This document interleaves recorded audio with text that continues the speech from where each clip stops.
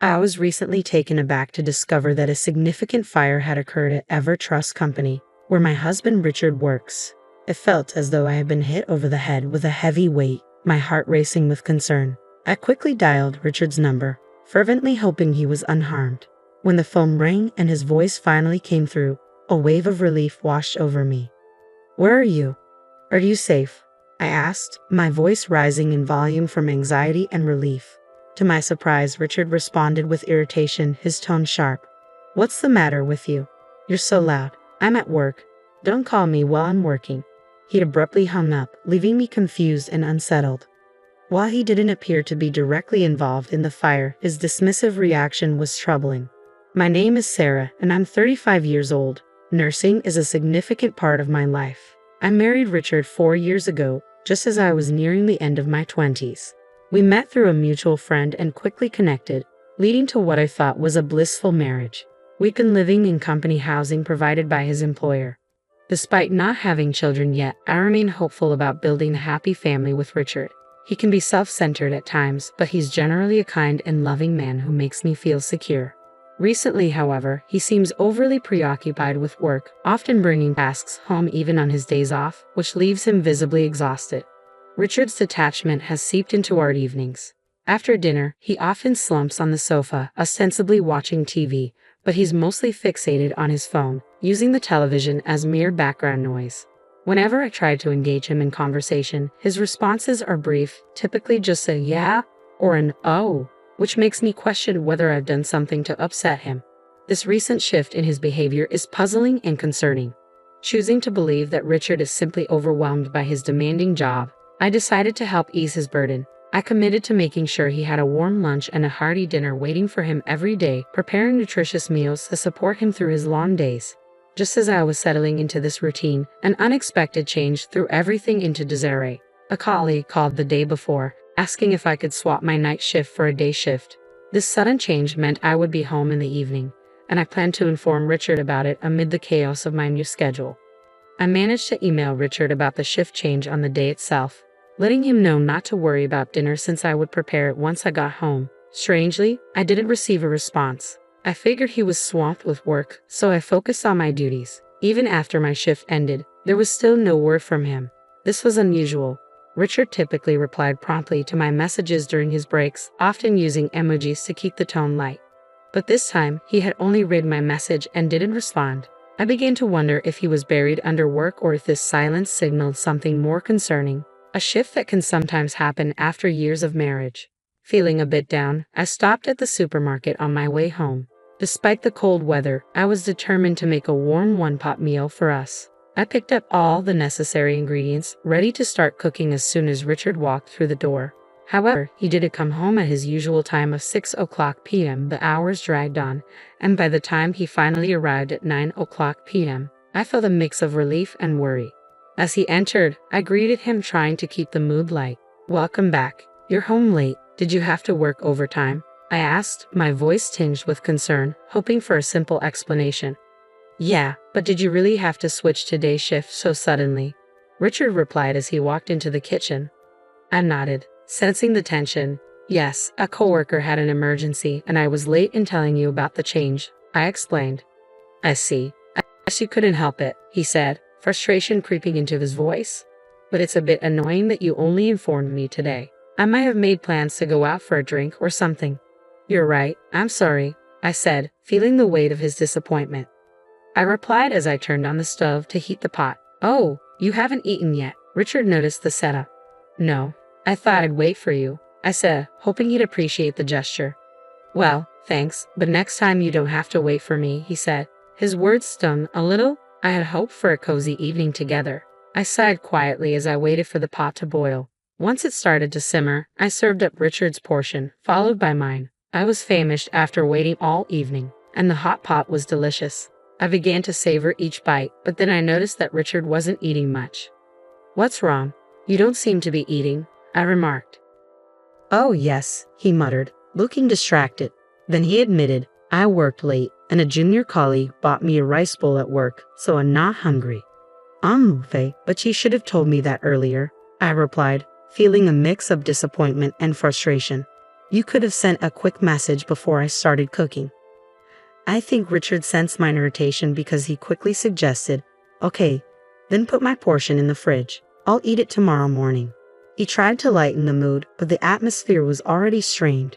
After a few minutes of silence, Richard got up from the couch and suddenly announced, "I'm going for a walk."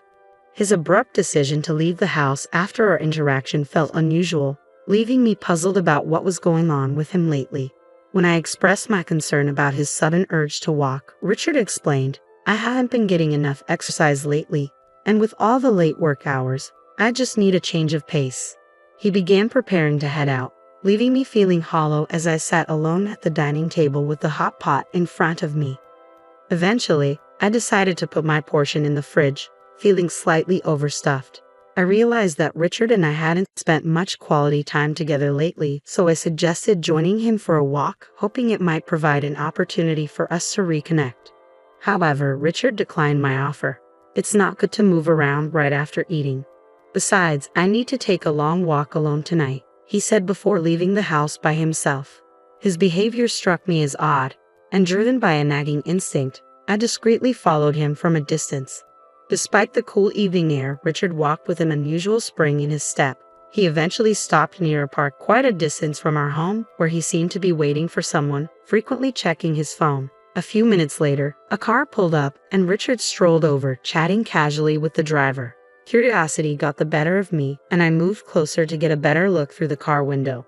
Inside sat a woman with long curly hair and shiny lipstick, laughing joyfully as Richard climbed into the passenger seat. The sight felt like a punch to the gut. I couldn't shake the thought that he might be having an affair.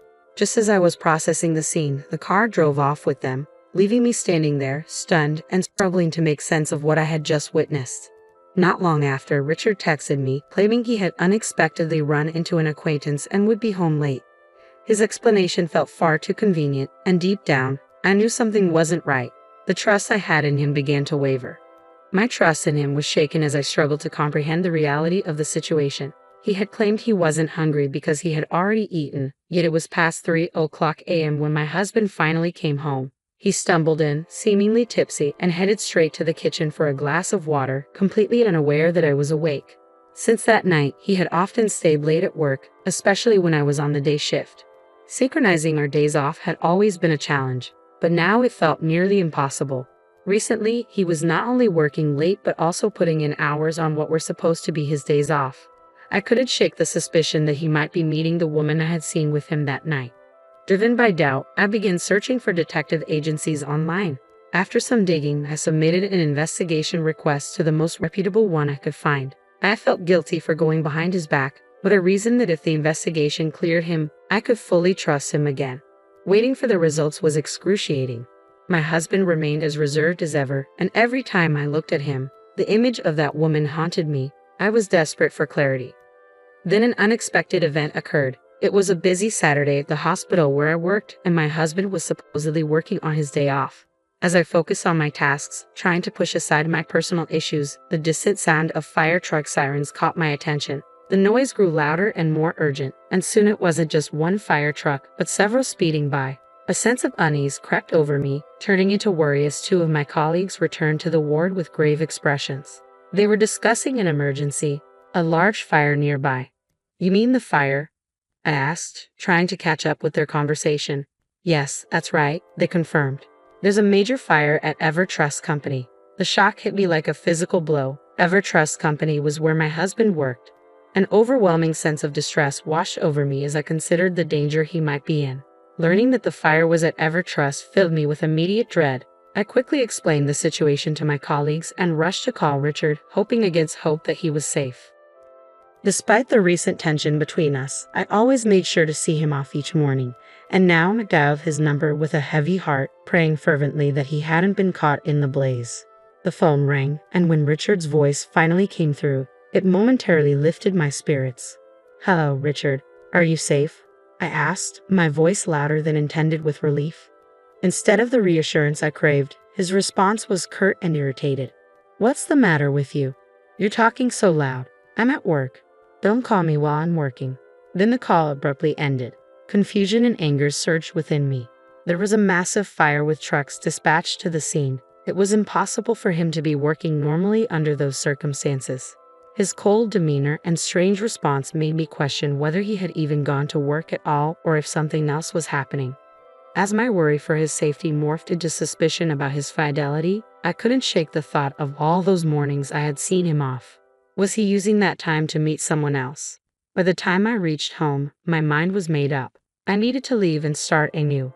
As I began packing my belongings, I felt a mix of determination and sadness. I checked the mailbox and found that the results from the detective agency had arrived. It felt timely to take these with me as I left a house that no longer felt like home. My parents came over to help me pack, and I arranged for a moving contractor to expedite the process. As I worked amid the boxes, it struck me that Richard was probably unaware I knew the truth about his affairs, likely spending time with his lover at that very moment. I packed up my furniture and the appliances that had been with me since my Sable days. The room quickly emptied, becoming the hollow shell of the home it once was. Standing there, looking around at the nearly bare space, I realized how much I had changed and how necessary it was for me to move on from this chapter of my life. I felt completely detached from the life I once led in that house. With resolve, I moved my belongings to my parents' home and began searching for a new place to live on my own. The next day, Richard finally reached out, his voice laced with confusion and annoyance. "Hey, what's going on? Most of your stuff is gone." "I've moved out," I replied calmly. "What the hell were you thinking? When are you coming back? What about my food? What about the house chores?" His questions revealed everything. He was solely focused on how my departure affected him. Hearing his words stunned me, but I wasn't entirely surprised. "Is that all you think about when it comes to me?" I asked, disappointment heavy in my voice. Our conversation brought back memories of the fire at his company, a day he claimed to be tied up at the office, yet he seemed far too carefree given the circumstances. "Why don't you find another woman to handle all that?" I challenged, struggling to keep my composure. "What are you talking about?" he replied, genuinely confused. "You were with a woman named Kelly today, weren't you?" "Huh, what are you talking about? I was working at the office." "Oh, at the office? How long did you work today?" My suspicion intensified as the day grew busier, even though I was supposed to be off.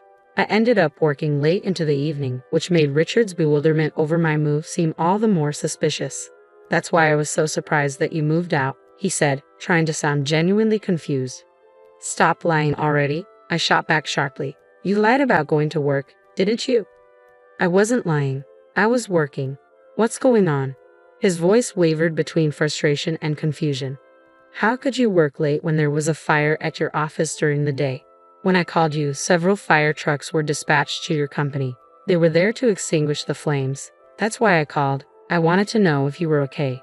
You told me not to call you while you were at work, acting as if there was no fire." His silence spoke volumes, confirming my deepest doubts. The reality of the situation settled in, exposing the fissures in our relationship and making the distance between us feel more pronounced than ever. Armed with irrefutable evidence from the detective agency, I knew I had the upper hand. "There's no way you can escape this," I stated firmly. "From now on, all communication will go through my lawyer." As expected, he pleaded for forgiveness, repeatedly apologizing for his betrayal. But my feelings for him had faded long ago. "I'm sorry, but there's no fixing this. I'm hanging up now," I said, cutting off any further attempts at reconciliation. I promptly met with my lawyer to demand a divorce and alimony. With solid evidence in hand, the proceedings moved swiftly, and the divorce was finalized. Richard, along with his accomplice from work, a junior colleague, was ordered to pay a significant amount in alimony. Their affair not only had personal repercussions but professional ones as well. Once the news spread throughout the company, especially under the dramatic circumstances of the fire, it sparked widespread disdain among their peers. Both Richard and his affair partner faced cold stares and harsh judgments, a social penalty that visibly embarrassed them. Meanwhile, I settled into a new apartment, embracing my independence. The stability of my nursing career provided me with comfort, allowing me to take things slowly without rushing into another relationship. I reveled in my newfound solitude, appreciating the peace that came with it. Discovering my husband's affair, especially amidst the chaos of the fire, felt like a harsh twist of fate, yet it expedited the inevitable consequences he deserved. Now, as I adjusted to my single life, I looked forward to the possibility of meeting someone genuine in the future, without any rush, savoring each moment as it came.